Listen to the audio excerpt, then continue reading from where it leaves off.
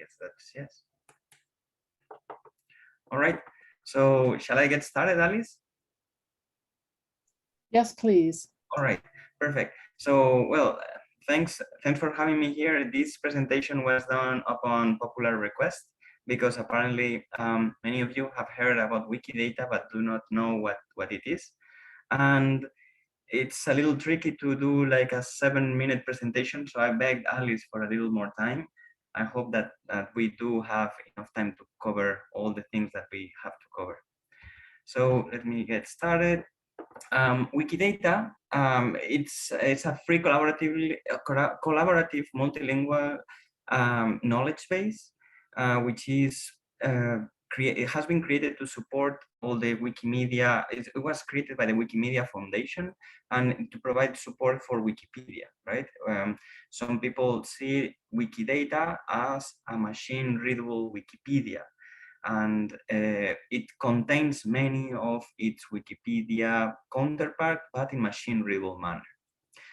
And it's part of the Wikimedia movement and available for editing for anyone in the world. So if you want to contribute, you are free to do so. There are no further requirements. Why do I like it? I think it's great because, well, first of all the content that is put there is put for free, contributed by the community. The community in Wikidata has recently surpassed the edits that people do to Wikipedia.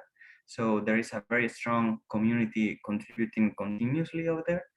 It's collaborative, so if someone puts data that may not be considered correct by the majority, then it will be fixed by editors.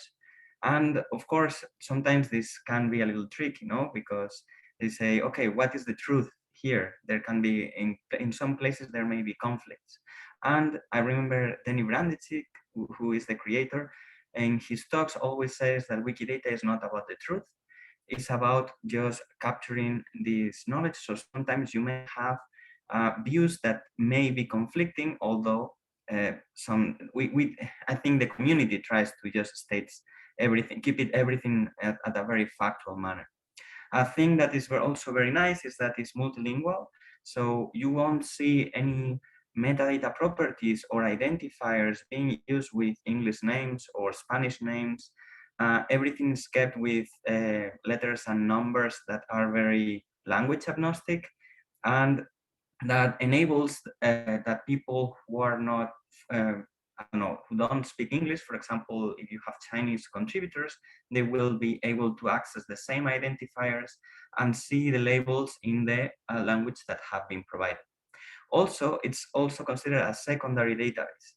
And this is what is considered something like a data crosswalk, because Wikidata has many identifiers of other data sets that have concepts with similar meaning.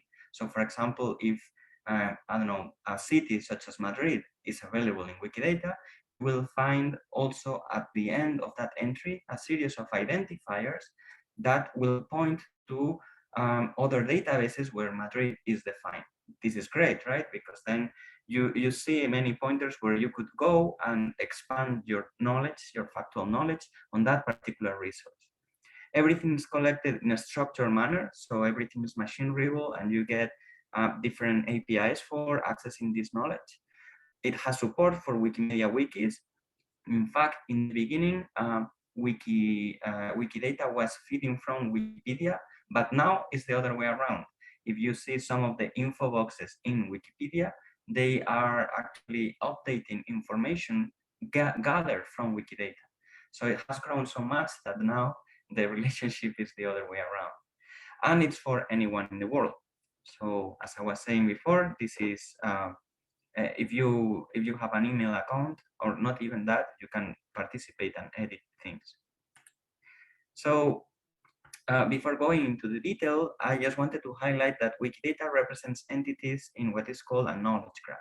In this knowledge graph, the nodes are entities. I picked this example because I think it's easier to see with people rather than starting, for example, with software, right?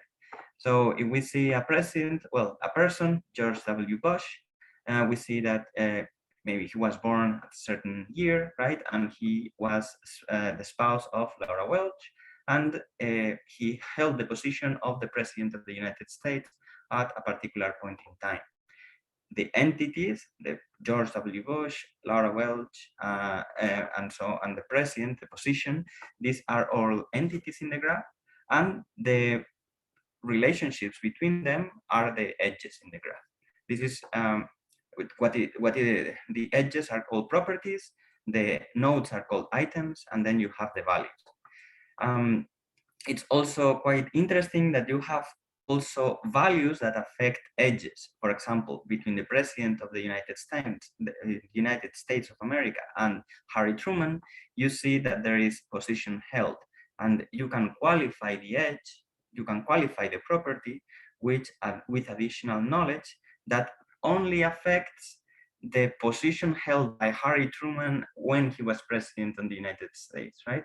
These are not things that affect just any of the entities.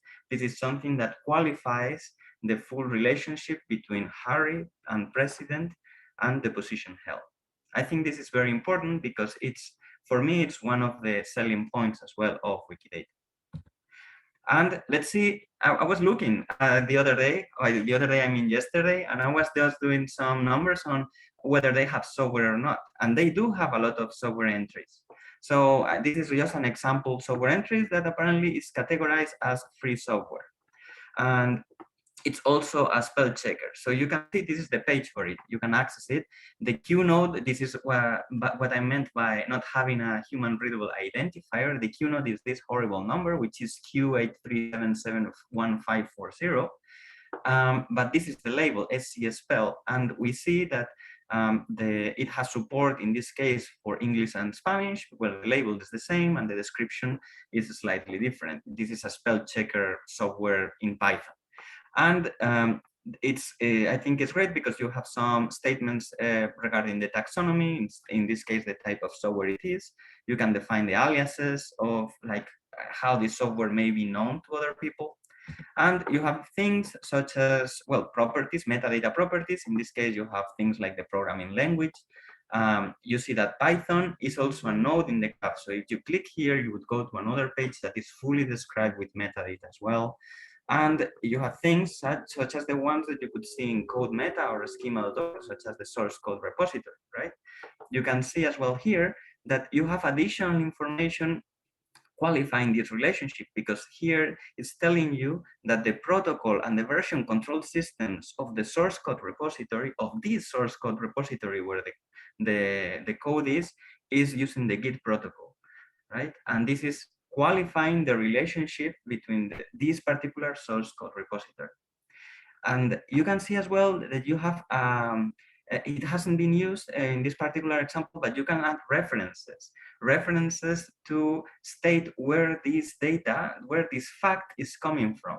And that is why you may have also conflicting things. It's not very like common, but you may find, well, you know, according to this source, it is in this source repository, and according to this other source, it may be living in another source code repository, for example, right?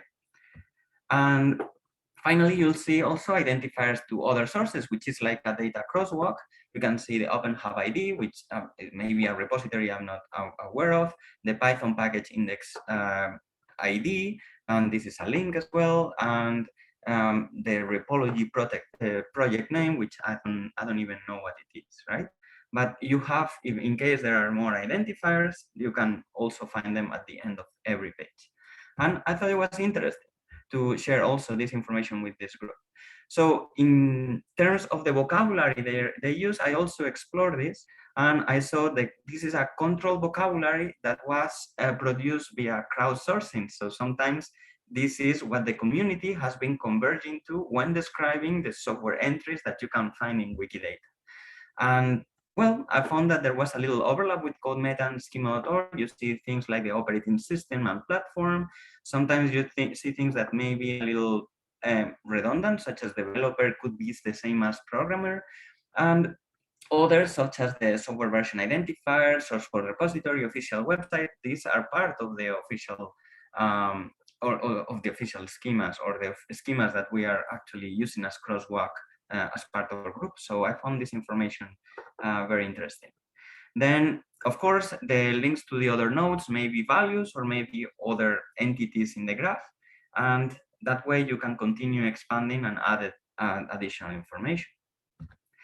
So some quick numbers, I just ran a few queries. For running the queries, you can do it yourself, but you need to know a little Sparkle, which is the language that they are using to represent all the information here.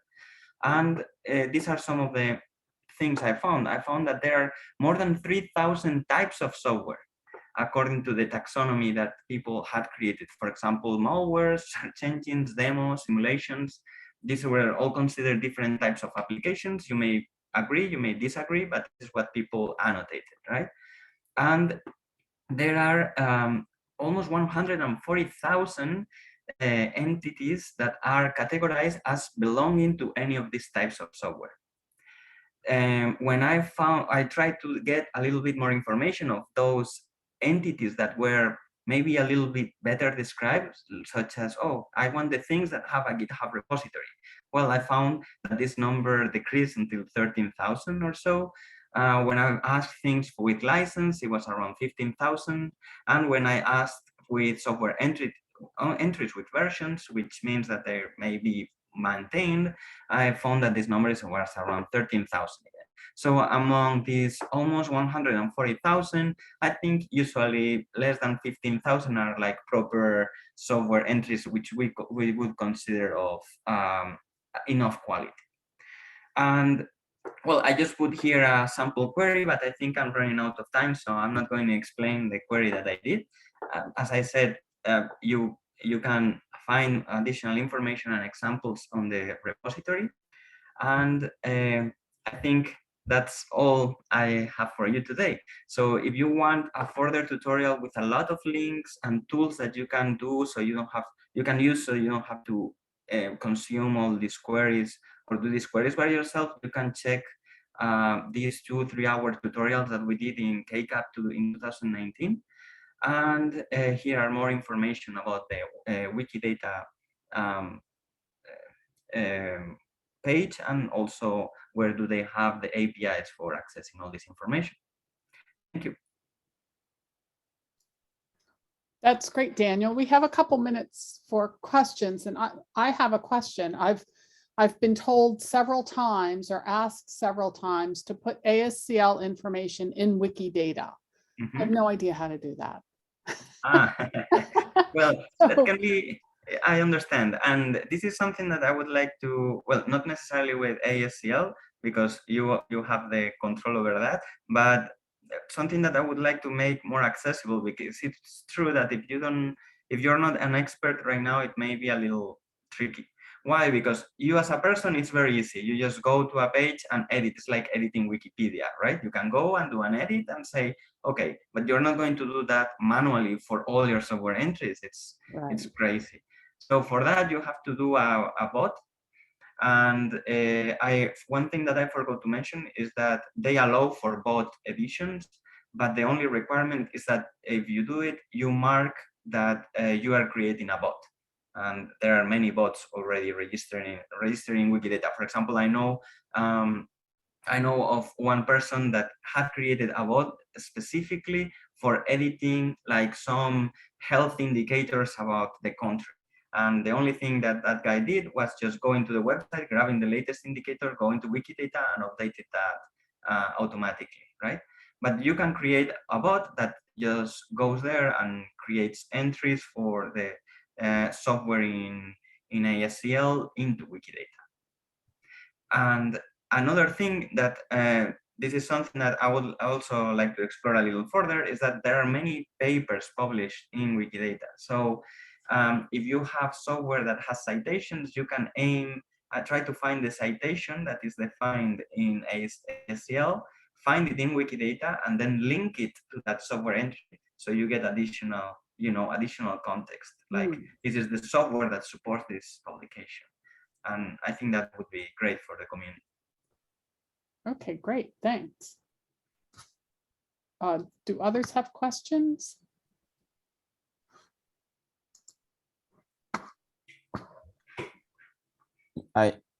I have a question actually.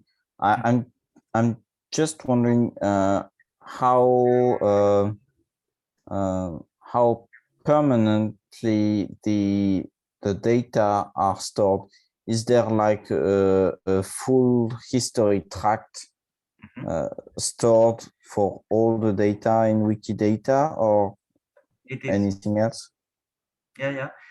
They have two separate. That's a very good question actually, because they have two different databases where they store everything. One in the front end has like all the contributions that everyone has done through the APIs that they have over there. So it's like Wikipedia. If you go to the history page, actually, if you're seeing my screen, I can go and show it to you, right? I mean, there is no point in. Let me go. Let me see. For example, these are some of the. This is a result. Can you still see my screen? Sorry. Yes. Yes. Okay. So this is the query service. This is the Sparkle query that I was doing to retrieve all the subclasses of software. And for example, let's go to software. This is the page that describes software. And let me make it a little bigger. So you could go here and see the history. And you can see here like who has edited what, and even if there are discussions, some people are registered users, some people are not, but here you have the full history of everything.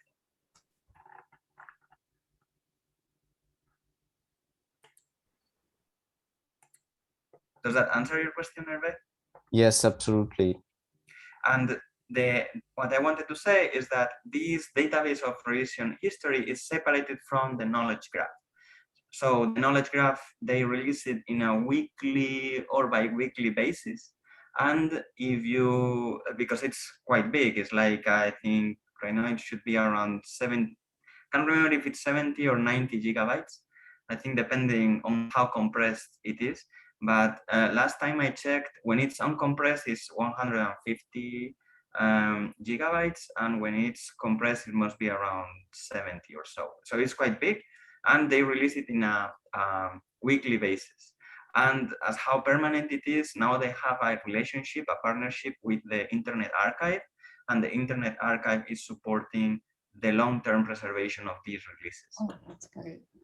And as for the long-term preservation for this website, it's part of the Wikimedia Foundation, and they have committed to preserving this as much as they exist, I guess.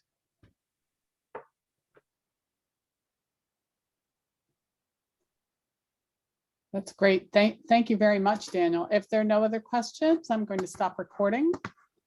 All right.